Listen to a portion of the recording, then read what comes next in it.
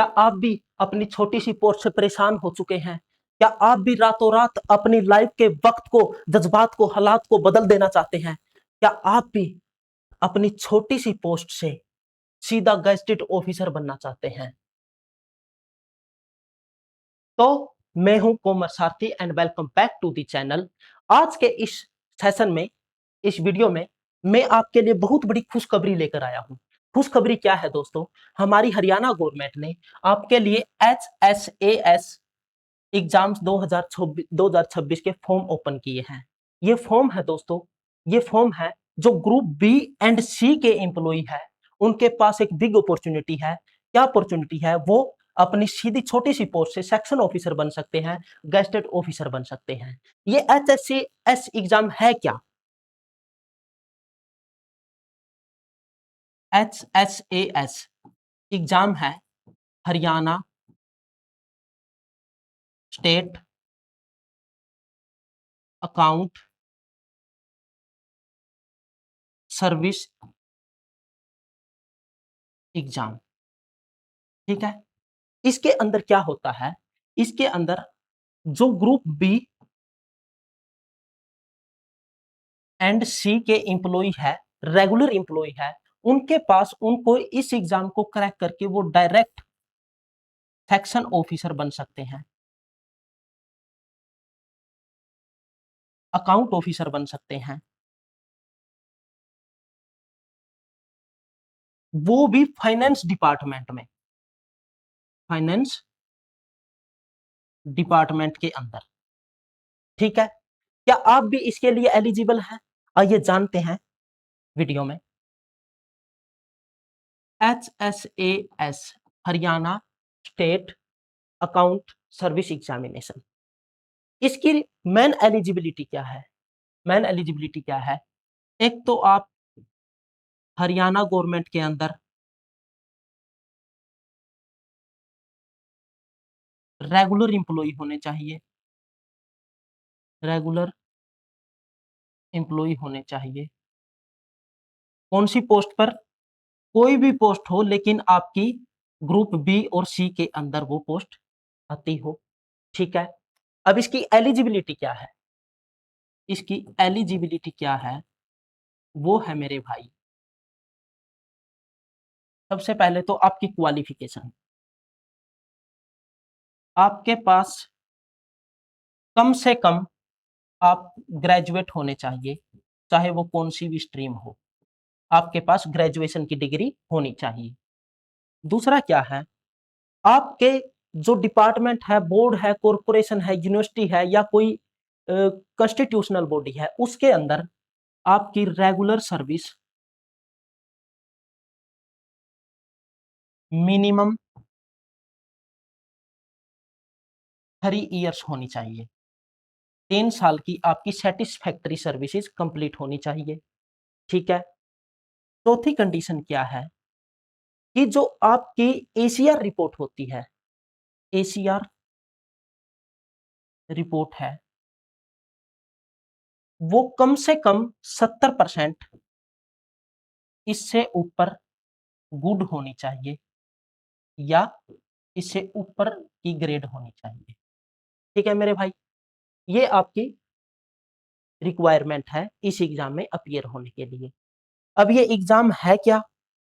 ये HSAS जो exam है, इसके 2 पार्ट हैं। एक तो SAS पार्ट 1, एक है SAS पार्ट 2। ठीक है, इसके अंदर आपके 4 पेपर हैं, इसके अंदर आपके 5 पेपर हैं। ठीक है, पहले आपको इसको पास करना होगा, तभी आप इसके लिए एलिजिबल हो सकते हैं। अब HSAS के अंदर बहुत सारे हमारे भाइयों के ये कंफ्यूजन रहती है कि जो ये HSAS एग्जाम है, अकाउंट्स के लिए एग्जाम है, इसके अंदर केवल केवल कलरक या अकाउंट्स वाले ही एलिजिबल हैं। लेकिन ये भ्रम है भाई, बिल्कुल गलत है ये। ठीक है, जो इसके अंदर मिनिमम क्वालिफिकेशन है वो हमारी Haryana state subordinate account service rule 2022। Rule 2022 क्या कहता है कि आप चाहे कोई सी भी पोस्ट पर हो, आपकी मिनिमम क्या होनी चाहिए? आप एक तो रेगुलर इंप्लॉई होने चाहिए हरियाणा गवर्नमेंट के अंदर, रेगुलर इंप्लॉई। और दूसरी, आप group B B group C के इंप्लॉई होने चाहिए। चाहे फिर आप किसी भी डिपार्टमेंट में या असिस्टेंट लाइनमैन हो, ठीक है, आप एमपीएचडब्ल्यू हो, या फिर कोई आप जैसे कोई नर्स हो, कुछ भी हो, लेकिन वो ग्रुप बी एंड सी के अंदर होनी चाहिए।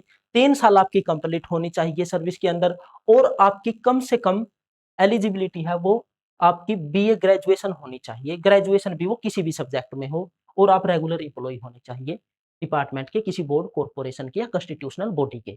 ये थी आपकी मिनिमम क्वालिफिकेशन। अब हम उस लेटर को देख लेते हैं। ये जो लेटर है हमारा फाइनेंस डिपार्टमेंट के अंदर ट्रेजरी एंड अकाउंट्स डिपार्टमेंट ने इशू किया है।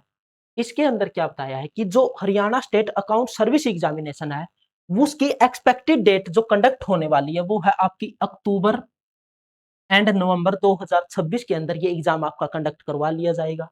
ठीक है। Application are invited online, online आपकी एप्लीकेशन इनवाइट फिलअप ऑनलाइन होगी। ये किसके लिए है? जो इंप्लॉई है regular employee of organisation working on a post group B और ग्रुप सी और इक्विवेलेंट पोस्ट। ठीक है। और पोजेसिंग प्रेस्क्राइब्ड क्वालिफिकेशन जो इस रूल के अंदर दी गई है वो है आपकी ग्रेजुएशन, मिनिमम 3 साल होने चाहिए। आप गवर्नमेंट डिपार्टमेंट के अंदर या बोर्ड कॉर्पोरेशन के अंदर रेगुलर इंप्लॉई होने चाहिए। चाहे रेगुलर इंप्लॉई आप बी ग्रुप बी और सी में कोई सी भी पोस्ट हो, आप सभी एलिजिबल हो। मैंने बोला ना, आप असिस्टेंट लाइनमैन हो, एमपीएसडब्ल्यू हो, कुछ भी पोस्ट है आपकी, आप सभी एलिजिबल हो। ठीक है।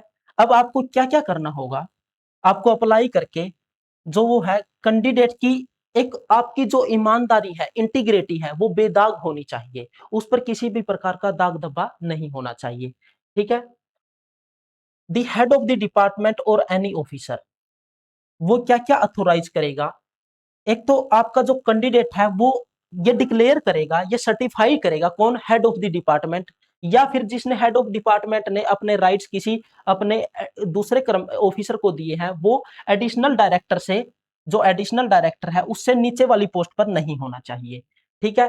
वो क्या डिक्लेयर करेगा कि जो कैंडिडेट है मेरे डिपार्टमेंट का वो एफिशिएंट है इस एग्जाम को पास करने के लिए। ठीक है। उसकी integrity of the candidate is above A board, कि उसकी जो ईमानदारी है, जो उसकी सत्यनिष्ठा है जॉब के रिगार्डिंग, जॉब में वो बेदाग है। ठीक है। ये दो डिक्लेरेशन होगी। अब तीसरी डिक्लेरेशन क्या करेगा कि जो आपने जो इंप्लॉई है उसने 70% गुड एसीआर रिपोर्ट में अपनी गुड ग्रेडिंग प्राप्त की है। अगर आपकी 10 साल की सर्विस है, अगर 10 साल से कम सर्विस है तो उसके हिसाब से आपको प्रोपोर्शनल में इसकी क्वालिफिकेशन पूरी करनी होगी। ठीक है। अब तीसरी बात क्या है कि जो इंप्लॉई 2014 की रेगुलराइजेशन पॉलिसी के अंदर रेगुलर हुए थे वो भी इस एग्जाम के अंदर अपीयर हो सकते हैं, लेकिन वो तब तक अपॉइंटमेंट उनको नहीं दी जाएगी सेक्शन ऑफिसर पर जब तक कि जो ये कोर्ट है सुप्रीम कोर्ट में एक केस चला हुआ है एसएलपी नंबर 31,566 ऑफ 2018 जो टाइटल है state of Haryana and versus Yogesh Tyagi and others के नाम से। जब तक इसका डिसीजन नहीं आता तब तक आपको अपॉइंटमेंट नहीं दी जाएगी। लेकिन जो 2014 की पॉलिसी के अंदर रेगुलराइज हुए थे, ये रूल नंबर दिए हुए हैं, ये डेटेड है जो ऑर्डर हुए थे, और ये अपनी ऑर्डर नंबर है, ये ऑर्डर मेमो नंबर है। ठीक है। पॉलिसी नंबर है। जो इसके अंदर रेगुलराइज हुए वो भी इस एग्जाम के अंदर अपीयर हो सकते हैं, लेकिन वो तब तक उनको अपॉइंटमेंट नहीं दी जाएगी जब तक कि आपका ये कोर्ट का जो डिसीजन है वो फाइनल नहीं आ जाता। ठीक है।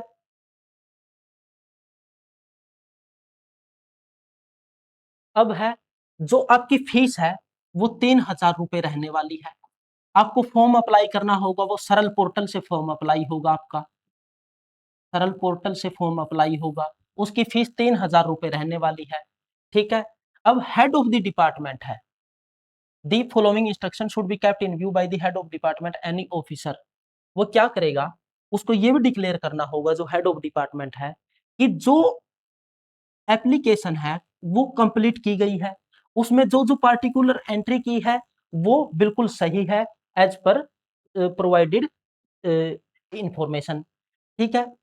अब क्या इसके अंदर सभी बोर्ड डिपार्टमेंट ही एलिजिबल है? नहीं, इसके अंदर हमारे हमारी यूनिवर्सिटी हुई, बोर्ड्स हुए, कॉरपोरेशन हुए, फेडरेशन, अथॉरिटी, ठीक है, वो भी इसके अंदर, उसके एम्प्लॉय भी इसके अंदर एलिजिबल है 100%। लेकिन उसकी एक कंडीशन है कि जो ये बोर्ड है, कॉरपोरेशन है, यूनिवर्सिटी है, वो एक तो 100% ओन्ड होनी चाहिए बाय दी हरियाणा गवर्नमेंट। दूसरी क्या है कि वो कंट्रोल होनी चाहिए, कंट्रोल्ड बाय हरियाणा गवर्नमेंट। ठीक है। ये डिक्लेरेशन भी आपका हेड ऑफ डिपार्टमेंट देगा। ठीक है। और फिर जो आपके डॉक्यूमेंट वेरिफिकेशन होगी, जब वो तब होगी जब आपका HSAS पार्ट एग्जाम सेकंड आपका क्वालिफाई हो जाएगा। अच्छा, एक इसके अंदर इंस्ट्रक्शन क्या डाली गई है कि जो हमारी कॉन्स्टिट्यूशनल बॉडी है, जैसे कॉन्स्टिट्यूशनल बॉडी हमारी कौन सी हुई, कॉन्स्टिट्यूशनल बॉडी में आता है हमारा विधानसभा, जो विधानसभा के अंदर एम्प्लॉय है। कॉन्स्टिट्यूशनल बॉडी के एम्प्लॉय के लिए भी यहाँ पर स्पेशल रूल्स दिया गया है कि जो विधानसभा है, विधानसभा के अंदर जो एम्प्लॉय है, जो हमारा HPSC Haryana public service commission के अंदर एम्प्लॉय है, और जो हाई कोर्ट या डिस्ट्रिक्ट कोर्ट में एम्प्लॉय है, वो भी इस एग्जाम के अंदर अपीयर होने के लिए एलिजिबल है। लेकिन उस एम्प्लॉय को एक एफिडेविट देना होगा, उसमें ये चीज ओथ लेनी होगी कि मैं, अगर मेरे दोनों एग्जाम क्वालिफाई हो जाते हैं तो मैं इसके लिए कोई क्लेम नहीं करूंगा कि मुझे आप किसी भी अन्य डिपार्टमेंट में मेरी पोस्टिंग की जाए, मुझे सेक्शन ऑफिसर बनाया जाए। इसकी कंडीशन क्या है कि आपको तभी सेक्शन ऑफिसर या आपकी प्रमोशन की जाएगी जब आपके इन रिस्पेक्टिव डिपार्टमेंट्स में कोई पोस्ट खाली होगी, वैकेंट होगी, तभी आपकी प्रमोशन होगी। अदरवाइज आपकी इन डिपार्टमेंट के अलावा किसी तीसरे डिपार्टमेंट में आपकी प्रमोशन नहीं हो सकती। ठीक है। अब हम बात कर लेते हैं इसकी रिक्वायरमेंट क्या है, मैंडेटरी क्या है, कि एक मैंडेटरी होनी चाहिए आपके पास फैमिली आईडी, मैंडेटरी होनी चाहिए इस फॉर्म को फिलअप करने के लिए। इस फॉर्म की जो लास्ट डेट है, जो स्टार्टिंग डेट है, मैं थोड़ा लेट हो गया आपके लिए इन्फॉर्मेशन लेकर आने में, वो स्टार्टिंग डेट थी आपकी 15 जुलाई 2026, सुबह 9 बजे ये पोर्टल ओपन हुआ था सरल पोर्टल पर, जो सरल पोर्टल हरियाणा का है उसके ऊपर ये फॉर्म अप्लाई होगा। ठीक है। इसकी लास्ट डेट क्या है, इसकी लास्ट डेट है 30 तारीख, 30 तारीख 7वां महीना 2026 को रात को 11:59 पर यह पोर्टल बंद हो जाएगा। ठीक है। ये थी आपके लिए इंफॉर्मेशन। तो अगर आप कमेंट करोगे, मैं आपके लिए इस एग्जाम का सिलेबस भी लेकर आऊंगा। ठीक है। उसकी आपके लिए स्ट्रेटेजी भी लेकर आऊंगा कि कैसे इस एग्जाम के लिए प्रिपेयर किया जा सकता है और अपने आप को एक दमदार सेक्शन ऑफिसर बनाया जा सकता है, गैजेटेड ऑफिसर बनाया जा सकता है। तो कैसी लगी आपको ये इन्फॉर्मेशन? अगर आपको ये इन्फॉर्मेशन अच्छी लगी, अपने इस कॉमर्स साथी को सब्सक्राइब कर लीजिएगा, शेयर कर दीजिएगा अपने हर कर्मचारी साथी के साथ जो जिसका जज्बा है, जुनून है कुछ कर दिखलाने का, अपनी हरियाणा गवर्नमेंट के अंदर वेलफेयर करने का, कुछ अपना कंट्रीब्यूट करने का। ठीक है। मिलते हैं नेक्स्ट वीडियो में। कमेंट कीजिएगा अगर आपको इसके सिलेबस पर फुल वीडियो चाहिए, इसके प्रीवियस ईयर क्वेश्चन पर फुल वीडियो चाहिए। अगर आप इसके लिए सच में प्रिपेयर करना चाहते हैं तो इस कॉमर्स साथी को ज्वाइन कीजिएगा। मैं आपकी इस जर्नी में हर स्टेप पर आपकी हेल्प करने वाला हूं। और सबसे बड़ी बात, मैं आपको कॉमर्शियल बुक कीपिंग की जो आपके अंदर आपका एक सब्जेक्ट है कॉमर्शियल बुक कीपिंग, उसको बिल्कुल आसानी से, चाहे आप किसी भी फील्ड से हो, आप आर्ट्स से हो या आप साइंस से हो या आप किसी भी इंजीनियरिंग फील्ड से हो, मैं आपको इसे आसान लैंग्वेज में समझाऊंगा जो आपको जीरो से हीरो बना देगी हमारे कंसेप्चुअल कंसेप्ट तरीके। ठीक है? मिलते हैं नेक्स्ट वीडियो में, तब तक बने रहिएगा अपने इस कॉमर्स सारथी के साथ। थैंक यू, धन्यवाद।